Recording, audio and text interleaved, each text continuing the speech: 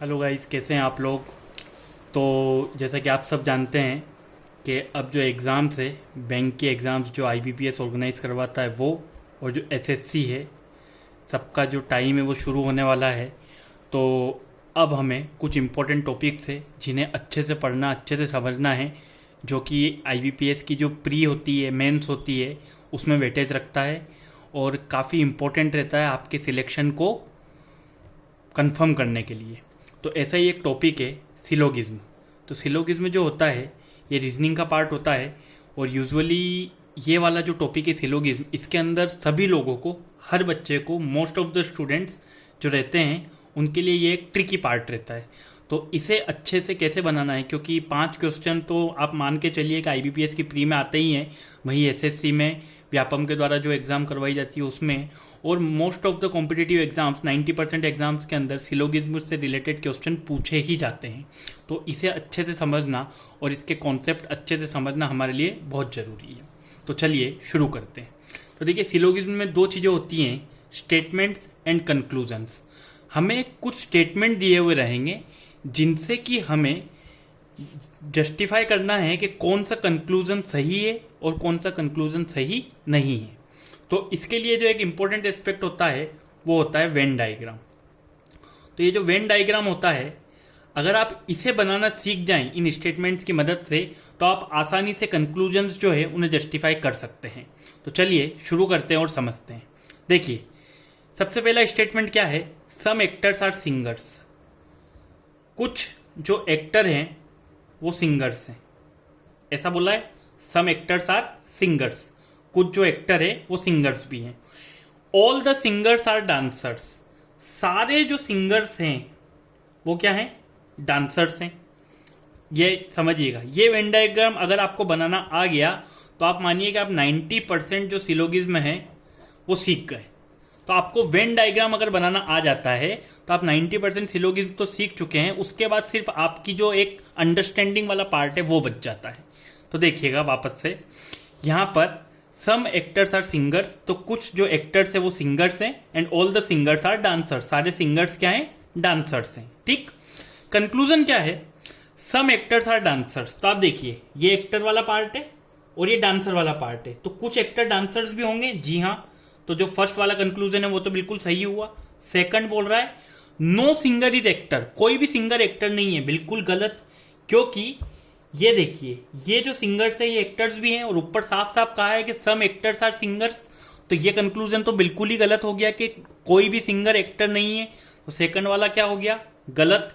तो यहां से हमें क्या पता चला कि कौन सा कंक्लूजन है जो फॉलो कर रहा है, तो सिर्फ वन फॉलो कर रहा है, और ऑप्शन नंबर ए में लिखा हुआ है कि ओनली फर्स्ट कंक्लूजन फॉलोज। तो इस वाले क्वेश्चन का हमारा आंसर होगा option number A. I hope कि आप लोगों को ये समझ आया होगा।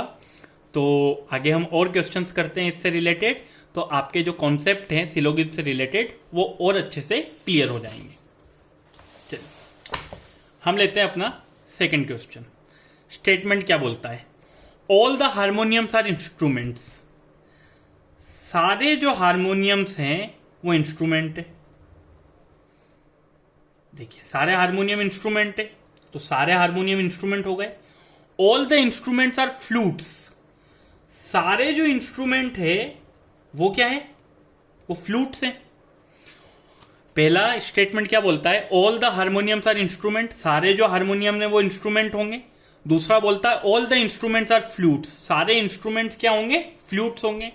अब कंक्लूजन क्या निकल रहा है, पहला उसने पूछा all the flutes are instrument, तो भैया सारे इंस्ट्रूमेंट फ्लूट्स है, सारे फ्लूट्स इंस्ट्रूमेंट है, ऐसा कहीं नहीं बोला है। तो फर्स्ट वाला ऑप्शन तो हो जाएगा आपका गलत conclusion. Second, all the harmoniums are flutes, जी बिल्कुल, अगर सारे हारमोनियम इंस्ट्रूमेंट है और सारे इंस्ट्रूमेंट फ्लूट्स हैं तो सारे हारमोनियम फ्लूट तो होंगे ही होंगे, क्योंकि ये देखिए हारमोनियम वाला जो आपका पार्ट है ये फ्लूट के अंदर आ रहा है, तो सारे हारमोनियम आपके फ्लूट्स तो अपने आप हो जाएंगे। मतलब आपका सेकंड कंक्लूजन क्या करेगा, फॉलो करेगा। तो सेकंड कंक्लूजन फॉलो करने वाला ऑप्शन कहां पर है, बी में है। तो आपके इस क्वेश्चन का आंसर होगा ऑप्शन नंबर बी, जो बोलता है only two follows.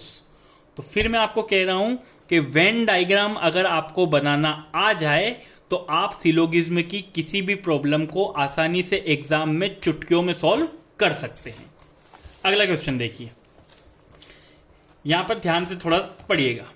Some mangoes are yellow, कुछ मैंगो जो हैं वो क्या है, येलो हैं। सम टिक्सो आर मैंगोज, कोई एक चीज है टिक्सो करके, वो टिक्सो जो है वो क्या है, वो मैंगोज है, ऐसा बोला है। सम मैंगोज आर येलो, कुछ जो मैंगो है वो येलो है। सम टिक्सो आर मैंगोज, कुछ जो टिक्सो है वो भी मैंगोज है। अब कंक्लूजन, फर्स्ट वाला और सेकंड वाला।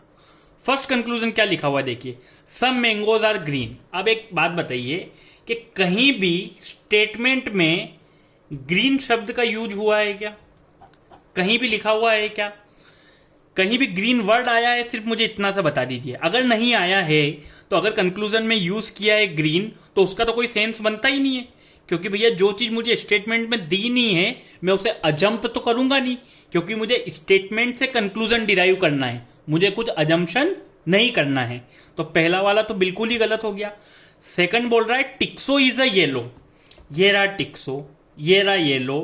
टिक्सो और येलो का कोई लेना देना ही नहीं है, क्योंकि कुछ टिक्सो मैंगोज हैं, कुछ मैंगो येलो है, पर कहीं भी ये नहीं इससे प्रूव होता है कि कुछ टिक्सो जो है वो येलो होंगे, कहीं से भी ये एक अजम्पशन है। अगर ऐसा यहां लिखा होता कि इट इज अ पॉसिबिलिटी तो मैं मान जाता, बट क्योंकि यहां पे एक कंक्लूजन दिया है कि टिक्सो इज अ येलो, टिक्सो येलो है, तो नहीं भैया टिक्सो येलो नहीं है, तो न तो फर्स्ट फॉलो करेगा न सेकंड फॉलो करेगा। तो इसका हमारा आंसर होगा ऑप्शन नंबर डी, जहां लिखा है नाइदर वन नोर सेकंड फॉलोज। ठीक है, तो इन चीजों को, इस टाइप के जो क्वेश्चंस आते हैं ये थोड़े से ट्रिकी हैं, आपको इस टाइप के क्वेश्चंस पे ध्यान रखना होगा कि जो चीज दी ही नहीं है उसको आपको अजंप नहीं करना है, आपको स्टेटमेंट से कंक्लूजन डिराइव करना है। You don't have to think about anything else, whatever is given to you in statement you have to consider those things right, either it is practically right in life or not, आपको वो matter नहीं करता है, जो यहां पे लिखा है आपको उसे सच मानना है। क्लियर, चलिए नेक्स्ट क्वेश्चन, फोर्थ वाला। सम आंट्स आर पैरट्स, कुछ जो आंट है वो क्या है, वो पैरट है। All the parrots are apples, सारे जो पैरट्स हैं वो एप्पल्स हैं। ठीक है, some ants are parrots first statement, all the parrots are apples second statement. ये बन गया मेरा वेन डायग्राम।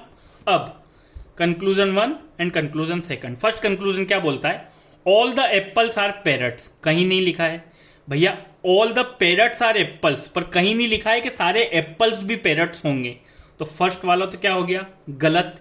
सेकंड क्या बोलता है, सम आंट्स आर एप्पल्स, तो ये रहा आंट, ये रहा पूरा आपका एप्पल वाला पार्ट, तो जी हां बिल्कुल कुछ आंट जो है वो एप्पल्स होंगी, तो सेकंड आपका जो कंक्लूजन है वो फॉलो करेगा। तो इस वाले क्वेश्चन में आपका आंसर होगा ऑप्शन नंबर बी, जहां पे लिखा है ओनली टू फॉलोज। क्लियर, ठीक है, तो वही वाली बात है कि सारे भारत में रहने वाले लोग हिंदू हैं, समझ रहे हैं, वो वाली बात अलग है, और हर भारतीय हिंदू है, समझो, अलग अलग चीजें हो जाती है। बिल्कुल एस्पेक्ट आप उस चीज को वो नहीं समझना, यहां पर वही चीज हुई है। अगर ऐसा बोल दिया कि भैया all the parrots are apples, तो इसका मतलब कहीं भी ये नहीं होगा कि all the apples are parrots. ठीक है, तो भारत में रहने वाला हर आदमी हिंदू है, ये आप नहीं बोल सकते। हर हिंदू से ही भारत है, ये भी आप नहीं बोल सकते भैया, सब अलग अलग चीजें हैं। आपको चीजों को इंटरप्रेट करना है, आपको चीजों को समझना है। फिफ्थ वाला क्वेश्चन देखिए, यहां पे समझिएगा। सम पेपर्स आर पेन्स, कुछ जो पेपर हैं वो क्या है, पेन है। कुछ पेपर है वो क्या है, पेन है। All the pencils are pens, क्या कहा है कि सारी जो पेंसिल है वो पेन है, तो भैया सारी पेंसिल अगर पेन है तो ये जो पेंसिल है वो पेन का एक पार्ट होगी। अब देखिए कंक्लूजन पहला क्या बोलता है, सम पेन आर पेंसिल, तो बिल्कुल भैया अगर सारी पेंसिल पेन है तो कुछ पेन भी पेंसिल होगी, तो फर्स्ट वाला तो आपका सही हो गया। और सेकंड वाला क्या बोलता है, सम पेन्स आर पेपर्स। अब सम पेन्स आर पेपर्स ये तो कहीं भी नहीं दिया हुआ है भैया, कहीं पे दिया है क्या सम पेन्स आर पेपर्स? तो बिल्कुल दिया है, ये देखो ये रहा आपका पेपर और ये रहा आपका पेन, यही लिखा हुआ है some papers are pens, some pens are papers. तो इसी स्टेटमेंट को उल्टा करके उन्होंने कंक्लूजन में दे दिया है हमें कंफ्यूज करने के लिए, तो हमें कंफ्यूज नहीं होना है। तो इसमें फर्स्ट वाला भी फॉलो करेगा, सेकंड वाला भी फॉलो करेगा। तो इस वाले सिलोगिज्म के केस में इस कंडीशन में आपका जो आंसर होगा वो होगा ऑप्शन नंबर ई, जहां पे both first and second follow करेंगे। तो ये था हमारा एक छोटा सा वीडियो आपके लिए सिलोगिज्म समझाने के लिए।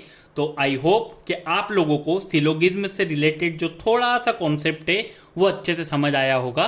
हम आपके लिए रोज सिलोगिज्म के थोड़े थोड़े क्वेश्चन थोड़े दिनों तक डालते रहेंगे, ताकि आप जो भी लोग आईबीपीएस की तैयारी कर रहे हैं वो अच्छे से इस टॉपिक को अच्छे से समझ ले। तो हम कोशिश करेंगे कि आपके लिए ऐसे ही अच्छे अच्छे वीडियो लाते रहें। अगर आपको ये वीडियो अच्छा लगता है तो प्लीज़ चैनल को सब्सक्राइब कीजिए और इस वीडियो को ज़्यादा से ज़्यादा लाइक कीजिए, शेयर कीजिए। Thank you so much.